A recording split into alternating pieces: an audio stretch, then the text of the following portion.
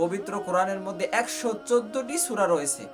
এর মধ্যে এমন একটি সূরা রয়েছে, কোনো ব্যক্তি যদি সেই সূরা পাঠ করে তাহলে তার আমল নামায় 1000 আয়াত তিলাওয়াত করলে যেই সওয়াব, তার আমল নামায় এই সওয়াব দেওয়া হবে। সুবহানাল্লাহ।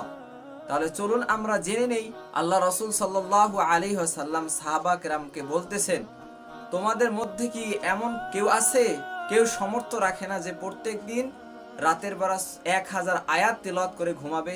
তখন সাহাবা কেরাম বললেন, ইয়া রাসূলুল্লাহ, আমাদের মধ্যে কার এমন সাধ্য আছে যে প্রত্যেক দিন শোয়ার আগে 1000 আয়াত তিলাওয়াত করে ঘুমাবে? তখন আল্লাহ রাসূল সাল্লাল্লাহু আলাইহি সাল্লাম বললেন, প্রত্যেকেই পারবে। এরপর তিনি বললেন, কোন ব্যক্তি যদি প্রত্যেক সন্ধ্যায় সূরা তাকাসুর, আলহাকুমুত তাকাসুর, এই সূরাটা তেলাওয়াত করে তাহলে তার আমল নামায় 1000 আয়াত তেলাওয়াত করলে যেই সওয়াব, তার আমল নামায় এই সওয়াব দেওয়া হবে। সুবহানাল্লাহ।